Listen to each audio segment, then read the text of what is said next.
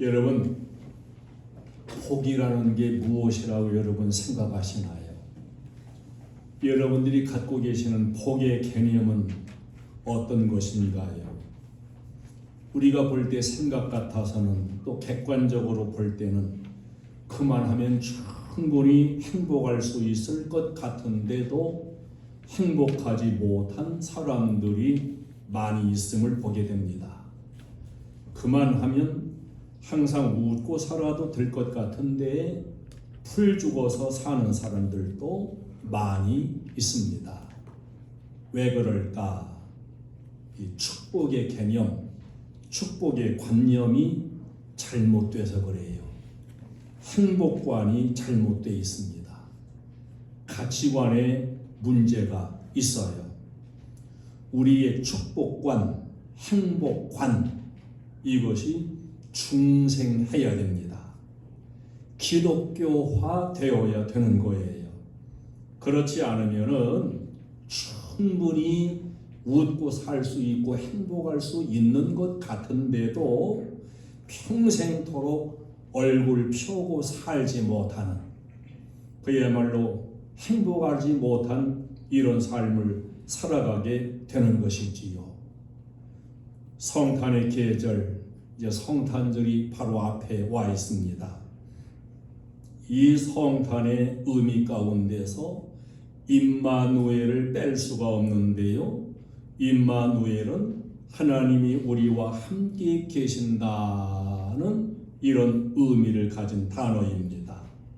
여러분, 하나님이 우리와 나와 함께 계신다고 하는 임마누엘의 소식이 과연 여러분의 마음을 기쁘게 하고 여러분에게 행복을 주고 있는가 하는 겁니다.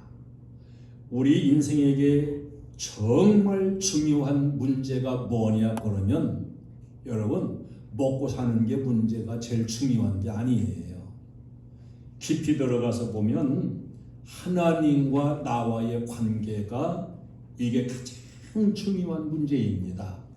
내가 어떻게 하나님께 나아가고 하나님을 만나며 교통하며 살 것인가, 이게 우리 인생에게 사실은 가장 중요한 문제예요. 우리 인생은 하나님을 만나야 복된 인생으로 살 수가 있는데, 인생이 하나님을 만나는 길은 두 가지가 있습니다. 첫째는 사람이 자기의 자력으로 하나님께 나아가 하나님을 만나는 길이 하나 있고, 두 번째는 하나님께서 사람에게로, 즉 나에게로 오셔서 나를 만나주시는 길이 있습니다. 이 두 가지 문제를 전문적으로 평생 동안 연구해서 유명해진 신학자가 있어요. 니그렌이라고 하는 신학자가 있는데, 이분의 유명한 저서 아가페와 에로스, 아가페 앤드 에로스, 이런 책이 있어요. 니그렌은 이 책 한 권으로 세계 10대 신학자 중에 하나로 꼽히게 되었습니다. 그 내용은 모든 철학이라든지 사상이라든지 종교, 신앙, 구조, 이것을 둘로 나누는 거예요. 그 둘이 뭐냐? 하나는 에로스, 또 하나는 아가페, 두 개의 길로 인생의 그 길은 나뉘어질 수 있다, 이렇게 연구하고 자기의 저서에서 발표를 했습니다. 그럼 에로스가 뭐냐? 사람이 하나님을 찾는 거예요. 다 자기 나름대로 그냥 신과 아무런 관계없이 사람이 사는 것 같아도 그거 아닙니다. 모든 인생의 이 깊은 속에는 누구나를 막론하고 신을 찾는 종교성이 있어요. 하나님을 찾는 그러한 본성이 이 속에 들어 있습니다. 그래서 우리 기독교가 아니고 다른 종교, 다른 길을 통해서 하나님을 찾는 그런 사람들 모든 노력을 기울여 가지고 하나님께로 나아가고자 하는 겁니다. 여기에 도덕이 동원되고 정결해서 신께 나가려고 한다든지 수도, 율법을 지키고 선행을 하고 적선, 불쌍한 사람 도와주고 극기, 고행, 저 산속에 들어가서 자기의 욕망을 죽이겠다고 스스로 극기적인 생활도 이렇게 하면서 인간이 하나님께로, 그들은 하나님을 모르지요. 어떤 신인 같은 신께로 가고자 애를 쓰는 이 모습을 에로스라고 표현을 했어요. 사실 우리 기독교의 모든 종교, 모든 인생의 삶은 에로스라고 말할 수 있습니다. 자기가 하나님을 찾아보는 거예요. 미신을 통해서도 찾아보고 머리를 깎고서 절에 들어가서도 찾아보고 다 그 속에는 신을 찾는 이런 그 본성이 있는데 내가 찾으려고 하는 그것이 에로스다. 또 하나는 아가페인데 인간이 하나님을 찾으려고 하나님께 나아가려고 별수런 극기와 고행을 하고 선행을 해도 인간은 그 하나님 만나는 길에 도달할 수 없고 하나님께서 인간에게 오셔가지고 만나는 것, 하나님이 찾아오시는 것, 이걸 가리켜 아가페라고 표현을 했습니다. 하나님이 인간을 만나러 인간에게로 오시는 이 놀라운 엄청난 역사, 우리는 인생으로서 내게 찾아오시는 그 하나님을 내가 찾아다니면서 만나려고 하는 게 아니라 내게 찾아오신 그 하나님을 아멘 이런 자세로 영접하는 이것을 아가페라 그랬어요. 우리의 신앙, 우리 인생, 우리는 아가페예요. 할렐루야. 내가 하나님 찾아서 만나는 게 아닙니다. 하나님이 나에게 찾아오셔서 만나주심으로 우리는 하나님을 만나는 겁니다. 이 아가페의 확신을 우리는 반드시 가져야 될 줄로 믿습니다. 하나님은 우리에게 은혜를 주시고 우리 인생에게 찾아오시는 하나님이심을 오늘 이 임마누엘에서 분명히 보여주고 있습니다. 최고의 은혜가 뭐냐? 하나님이 나에게 찾아오시는 것이 최고의 은혜예요. 하나님께서 스스로 사람이 되셔서 인간 세상에 오셨습니다. 여기에 아가페가 있는 것이고 참 하나님의 사랑의 의미가 여기에 있음을 우리는 발견해야 됩니다. 크리스마스의 깊은 뜻도 바로 여기에 있는 겁니다. 하나님이 우리 인간에게로 찾아오시는 것, 이것을 신학적인 용어로는 인카네이션, 성육신 이렇게 말해요. 하나님이 우리 가운데 육을 입고 오셨다. 말씀이 육신이 되었다. 이 원어가 호, 로고스, 사르크스, 에게네토 이런 원어인데 본래 말씀이셨던 그분이 우리같이 육신을 입고 육신이 돼가지고 우리 가운데 오셨고 우리 가운데 거하신다. 할렐루야. 이것이 큰 은혜이며 크리스마스의 의미라고 하는 겁니다. 오늘 본문 가운데 예수님을 가리키는 이름이 둘이 나오지요. 하나는 예수라 하라. 예수. 또 하나는 임마누엘. 이 두 가지의 이름이 여기 본문에 나옵니다. 아이를 낳거든 이름을 예수라 하라. 성령의 능력으로 잉태되어 태어나는 그 아기 예수, 이름을 예수라 하라. 예수라는 이름 뜻은 구원자, 구원하시는 분, 이 뜻의 이름이에요. 또 하나는 처녀가 잉태하여 아들을 낳을 것인데 그 이름이 임마누엘. 임마누엘은 하나님이 우리와 함께 계신다. 여러분, 크리스마스의 참 의미가 여기에 있고 오늘 우리가 살아갈 생명의 길이 바로 이 임마누엘 복음 속에 있음을 우리는 깨달아야 됩니다. 하나님은 창조자입니다. 구원자이십니다. 섭리자이십니다. 보호자이십니다. 그 하나님께서 우리에게 오셔가지고 우리와 인격적인 관계를 맺어주시는 이 놀라운 은혜, 이게 바로 임마누엘의 복음이에요. 나는 너의 하나님이다. 나는 너의 아버지다. 너는 나의 자녀다. 나는 이렇게 너를 사랑한다. 나는 너를 구원한다. 하나님께서 저 하늘 높은 보좌에만 앉아서 사람들이 하나님께로 찾아 나오고 올라오기를 팔짱 끼고 기다리시는 그런 하나님이 아니시라 친히 인간을 입고 이 땅에 오셔가지고 만나주시는, 우리를 구원하시고 우리를 치유하시고 구속하시는 하나님, 그게 임마누엘입니다. 예수님의 여러 비유 말씀 가운데서 탕자의 비유에서만 기다리는 아버지의 모습으로 나타납니다.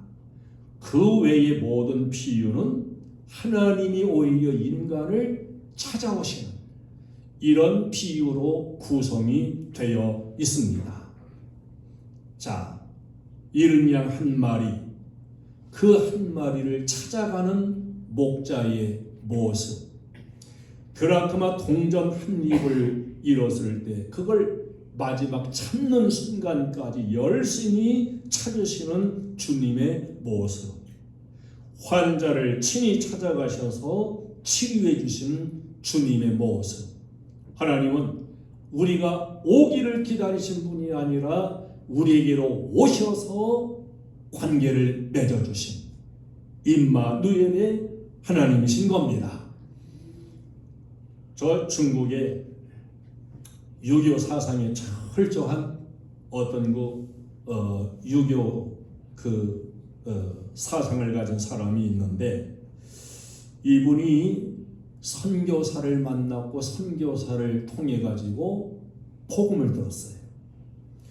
그리고 이 유교에 깊이 심취해 있던 이 사람이 예수를 믿게 됐습니다. 이게 참 쉬운 게 아니에요. 그래서 이런 사람을 특별히 택한 사람 이렇게 말하기도 합니다. 너무 신기한 거예요. 그래서 선교사가 유교학자 보고 물었어요. 유교학자로서 예수 믿는 것이 쉽지 않은데 어떻게 이렇게 예수 믿고 기독교인이 될 수가 있었습니까?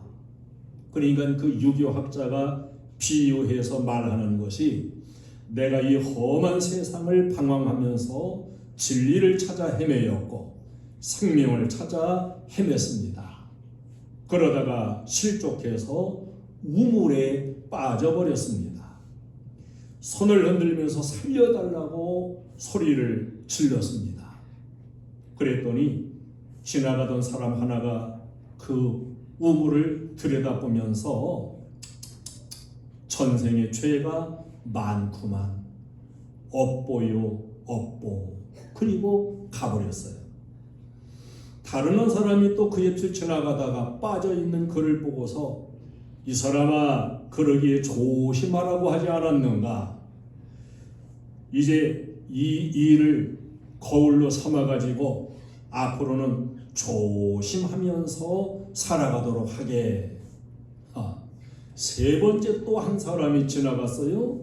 이분은 아무 말도 하지 아니하고 팔을 걷어붙이더니 자기를 건져내 주었다는 거예요. 그러면서 이 유교학자가 그래서 저는 깨달았습니다. 첫 번째 업보를 치러야 된다는 사람은 석가모니이고, 두 번째 조심하지 그랬느냐고 하고 가버린 사람은 공자이고, 세 번째 팔을 걷어붙이고 나를 실질적으로 건져주신 분은 예수님이었습니다. 나는 그렇게 믿었고 깨달음이 왔고, 그래서 나는 예수를 믿기로 했습니다. 할렐루야! 이게 참 놀라운 일입니다. 여러분, 깨달음이라는 게 얼마나 중요한지, 아무리 진리를 들어도 깨달음이 없는 사람은 그 진리가 나와 상관이 없어요. 그래서 시편 49편 20절은 전위에 처한다 할지라도 깨달음이 없으면 멸망하는 짐승과 다를 게 없다, 이렇게 말해요. 저는 여러분들이 진리를 들으면서, 말씀을 들으면서 이렇게 마음속에서 깨달아지는 은혜, 깨달아서 예수님을 내 구주로 영접하여 믿는 이런 은혜가 우리 교회 성도님들에게도 이루어지기를 주님의 이름으로 축원합니다. 예수님은 사람이 되셨다 그럽니다. 임마누엘을 통해서 사람 되셨고, 아니 사람 중에서도 죄인이 되셨어요. 이 죄인 된다는 것은 참으로 어려운 일입니다. 죄인 되려면 죄인 속으로 들어가야 되고, 죄인을 사랑하려면 내가 죄인이 되어야 하는 겁니다.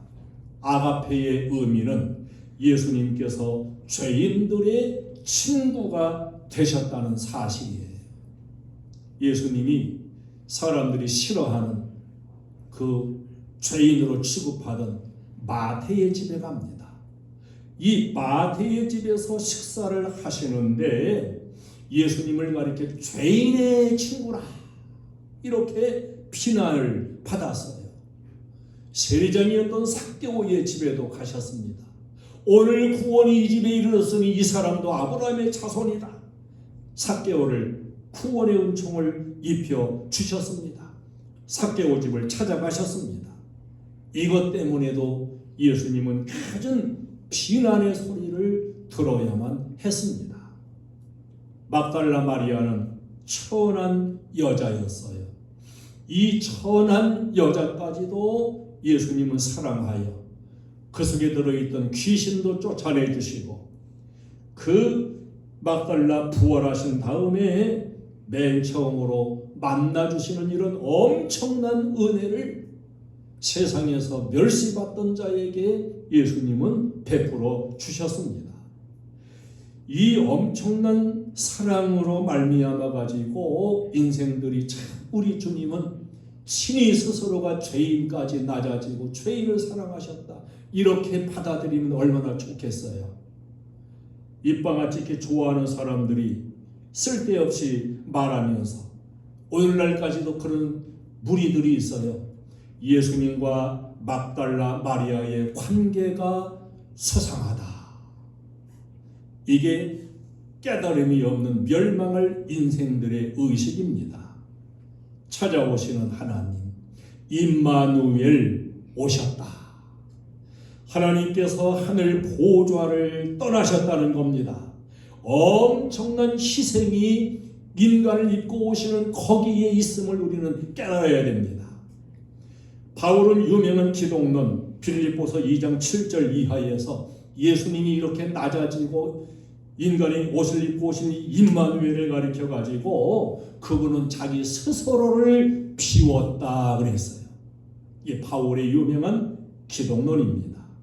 비웠다, 에케노셈, 이 의미는 있지만 없는 것처럼, 힘이 있지만 힘이 없는 것처럼, 의인인데도 죄인인 것처럼, 알고 있으면서도 모르는 것처럼, 영원하신 분이 이 시간 한계 존재 속에 있는 우리에게 오셔가지고 작아졌으며 죄인이 되신 이런 은혜, 이걸 가리켜 에케노센, 비우셨다.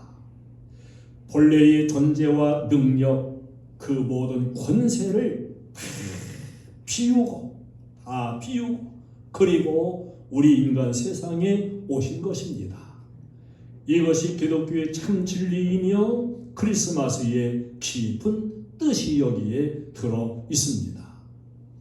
예수님을 가리켜 임마누엘이라 하리라. 임마누엘, 여러분, 하나님 되신 분이 사람을 입고 이 땅에 오신 이 자체가 창조적인 역사예요.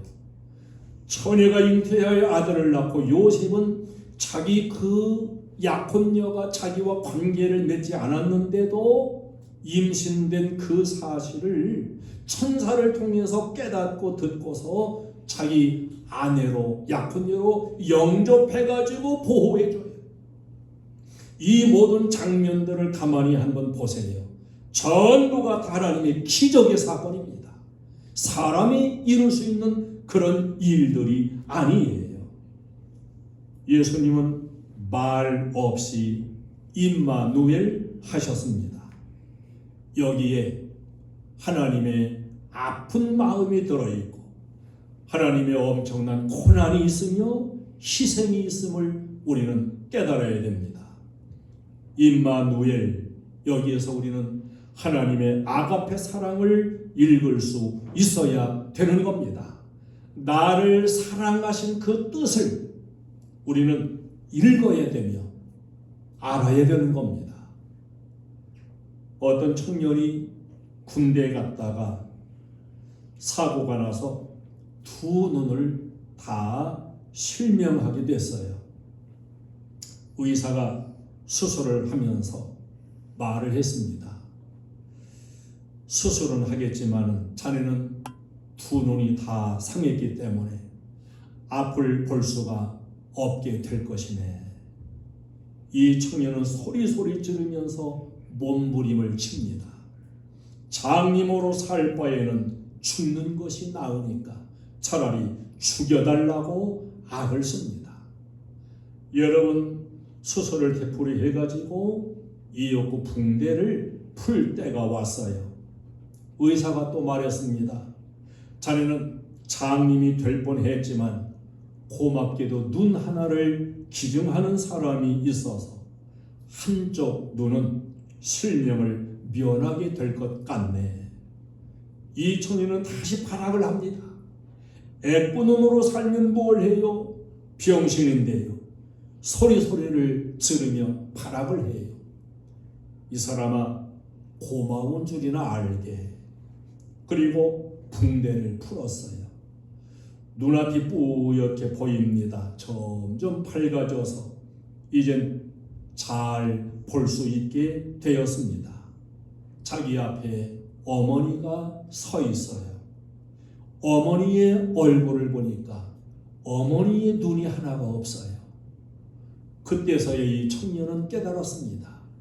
아, 우리 어머니가 눈 하나를 나에게 기증해서 내가 완전한 장님이 되지 아니하고 눈 한쪽은 달고 살 수 있는 이런 은혜를 우리 어머니가 나에게 주셨구나. 깨달았어요. 애꾸눈도 좋습니다. 장님도 좋습니다. 병신도 좋습니다. 이렇게 나를 사랑하시는 분이 여기 계시다고 한다면 나는 이대로 만족합니다. 이렇게 감사를 했습니다. 하나님께서 사람이 되신 사건, 이 사건을 여러분 마음으로부터 깊이 한번 생각해 보시기를 바랍니다. 나를 위해서 하나님이 인간을 입고 이 땅에 다자진 모습으로 오셨다. 그래서 그분의 이름은 임마누엘이다. 이 임마누엘을 통해서 주님은 오늘도 조용히 말씀하십니다. 내가 너를 이렇게 사랑하노라. 내가 너와 함께 하노라. 죄인 되고 멸망할 너를 내가 이렇게 사랑하고 의롭다 하노라. 아멘.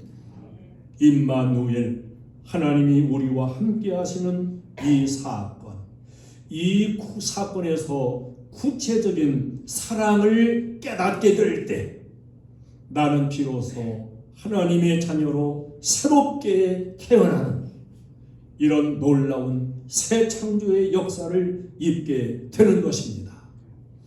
이 믿음을 가진다면 이 세상 그 무엇보다도 큰 기쁨과 만족, 행복, 그것이 임마누엘 속에 있음을 알게 될 것입니다.